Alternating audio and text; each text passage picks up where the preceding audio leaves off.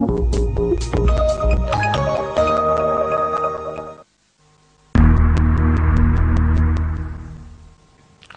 Back. ہم جو discussion ہے اس کو وداؤٹ انٹرفیئرنس جاری رکھیں گے.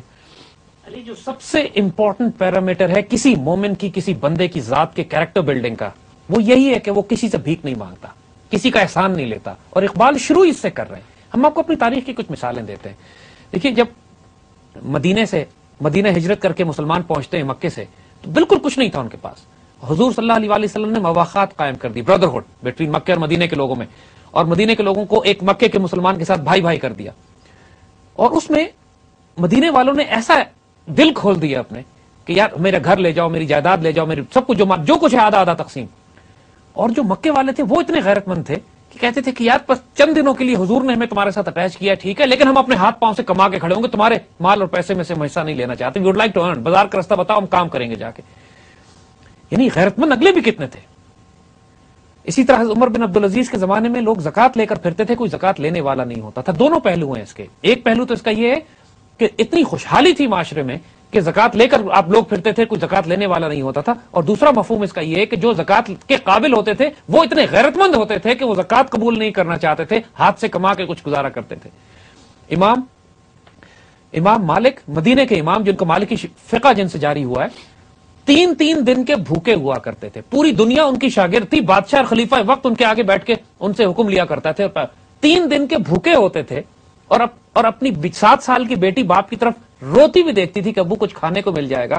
اور امام اس میں مسجد نبوی میں آ کر بچوں کو تعلیم دیتے تھے، لیکن کسی کو پتہ نہیں لگنے دیتے تھے کہ میں خود بھی 3 دن سے بھوکا ہوں، میری بیوی اور بچی بھی 3 دن سے بھوکی ہے.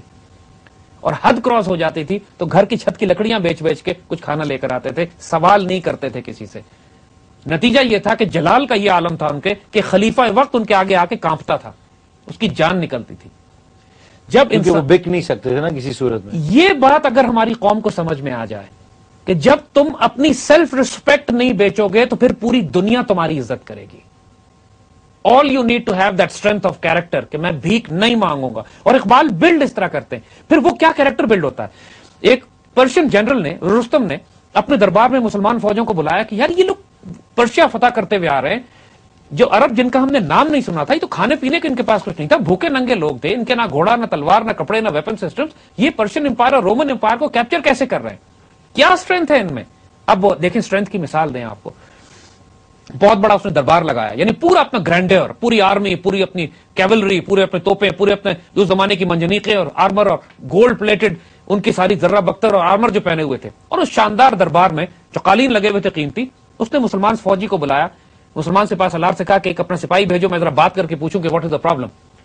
اب وہ سپاہی داخل ہوتے ہیں، ایک صحابی آتے ہیں اپنے گھوڑے پہ، اور اپنے کمزور سے گھوڑے کو باندھا اور پورا جلال جو دربار کا ہے اس کی طرف نگاہ کیے بغیر سیدھا ان کی نگاہ جو تھی اپنے سپاہ سالار، اس کے دشمن کے سپاہ سالار کی طرف، اور اپنے نیزے سے اس کا قالین کاٹتے ہوئے بغیر جھکے سینہ نکالا ہوا کاٹتے ہوئے اس کے سامنے کھڑے ہو گئے اور جا کے اس کے ساتھ کرسی پہ بیٹھ گئے. لوگوں نے اس کو بیعت بھی کہا، اٹھا کے ان کو نیچے کارپٹ پہ پھینک دیا کہ تم ہمارے بادشاہ کے ساتھ کیسے بیٹھ گئے. تو انہوں نے کہا ٹھیک ہے، اگر تم ہمیں اپنے بادشاہ کے ساتھ بیٹھنے کی اجازت نہیں دیتے ہو، میں تمہاری مرضی سے حکم تمہارے بلانے پر آیا ہوں، اپنی مرضی سے نہیں آیا، تو ٹھیک ہے، میں تمہارے قالین پر بھی نہیں بیٹھوں گا. خنجر نکالا، اس قالین کو کاٹا اور پھینک دیا اٹھا کے، اور زمین پر بیٹھ کے کہتے اب بات کرو مجھ سے، کیا نیگوشیٹ کرنا. Look at the character of the man. ایک آدمی ہے، دشمن کے دربار میں گیا ہے، دہشت طاری ہو گئی پورے دربار پہ کہ یہ کون سی قوم ہے، ایسے انسان تو ہم نے دنیا میں نہیں دیکھے جن کا سیلف ریسپیکٹ کا یہ عالم ہے. جب ہم نے ان کو عزت نہیں دی، ہم نے اس کو اپنے بادشاہ کے پاس سے ہٹا دیا، تو وہ اللہ کی زمین پر بیٹھ کے ہم سے آنکھوں میں آنکھیں ڈال کر بات کرتا ہے. اس نے واپس بھیج دیا. اس نے کہا دوسرے کو بھیجو. جو دوسرے آئے انہوں نے بھی یہی کیا، تیسرے آئے انہوں نے بھی یہی کیا. اینڈ دے ریئلائز کہ اس قوم سے مقابلہ نہیں کیا جا سکتا جس کی خود ہی صورت فولاد ہے. یعنی اقبال نے اس پہ شعر کہا ہے بڑا خوبصورت کہ اس قوم کو شمشیر کی حاجت نہیں رہتی، اس قوم کو شمشیر کی حاجت نہیں رہتی جس کے نوجوانوں کی خودی ہو صورت فولاد. واہ. جس کے نوجوانوں کی خودی اتنی مضبوط ہو، سیلف ریسپیکٹ اور عزت میں، پاکستان کے خلاف ہم کوئی بات نہیں سنیں گے، اسلام کے خلاف ہم کوئی بات نہیں سنیں گے، اپنی آئیڈیالوجی، اپنی آئیڈینٹی، مسلم ہسٹری کے خلاف ہم کوئی بات نہیں سنیں گے، ہم انڈینز کے خلاف، ہم یا ہمارے جو پاکستان کے دشمن ہیں، جو بھی، چاہے وہ زائنسٹ کی کسی بھی فارم میں ہو، جو پاکستان کے خلاف بات کرتے ہیں آنریبل ڈگنیفائڈ سٹینڈ ہم اس کے خلاف لیں گے. ویل بی یونائٹڈ ان دس. اس قوم کو شمشیر کی حاجت نہیں رہتی جس قوم کی نوجوانوں کی خود ہی ہو صورت فولاد. پاکستان کا سب سے بڑا پرابلم یہ ہے, ایگزیکٹلی سب سے بڑا پرابلم یہ ہے کہ لوگ جو ہیں وہ اپنے آپ کو خود ہی بلیم کر رہے ہیں. They actually believe the hype of the media, western media کا ہائپ کو بلیو کر رہے ہیں. شرمناک واقعہ سناتا ہوں یہاں پہ علی, شرمناک واقعہ لیکن عبرت کا ہے. ایمل کانسی کو جب یہاں سے پکڑ کر امریکہ بیچا گیا لے جا کر, تو امریکن جج نے پوچھا امریکنز کے پولیس سے کہ تم ایمل کانسی کو پاکستان سے لے کر آئے تو کوئی اس کے لیے ایکسٹریڈیشن آرڈرز, کوئی لا, کوئی بک, کوئی کاغذ, کوئی ڈاکومنٹ کوئی تمہارے پاس ہے کہ تم کس طرح دوسرے ملک سے اٹھا کے اس کو لے آئے؟ تو امریکنز نے اس وقت جو بتایا کہ جی پاکستان میں ہم نے کچھ لوگوں کو پیسے دیے تھے اور جس کی بنیاد پر ہمارے رولرز پکڑ کے لے آئے. جی.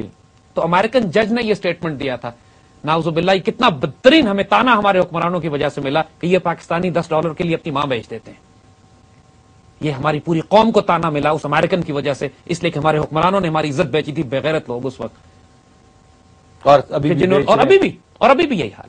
سو this is what you need to realise کہ اپنی خودی جب کوئی پروٹیکٹ کرتا ہے, مجال نہیں ہوتی کسی کی. یہ کہنا کہ ہمارے وسائل نہیں ہیں, ہم غریب لوگ ہیں, عرب کے ان صحرا نشینوں سے زیادہ غریب نہیں ہیں ہم, جو 3 دن پیٹ پہ پتھر باندھتے تھے اور کھانے کو کچھ نہیں تھا, مگر اس کے باوجود 2 سپر پاورز ان سے کانپ رہی تھی. آج بھی اگر ہم سیلف ریسپیکٹ اور عزت قائم کریں, کوئی پرابلم نہیں ہے کہ ہم نیٹو کی سپلائیز کو روکیں یا امریکہ سے رینیگوشیٹ کریں یا امریکنز کے ساتھ آنکھوں میں آنکھیں ڈال کے بات کریں. کچھ نہیں کر سکتے وہ, ہمارا کچھ نہیں کر سکتے. وہ صرف کوئی بھی قوم نہیں وہ اس کے ساتھ کر سکتے ہیں جو پہلے ہی مرا ہوا ہو, جو پہلے ہی خوفزدہ ہو, جس کے دل میں پہلے ہی کمزوری اور بزدلی اور بے شرمی اتنی ہو کہ امریکہ کھا جائے گا, امریکہ اتنا بڑا ہے, ہم کیا کر سکتے ہیں اس کے مقابلے میں, ہماری کوئی سیلف ریسپیکٹ نہیں ہے, ہم تو جی بھوکے مر جائیں گے.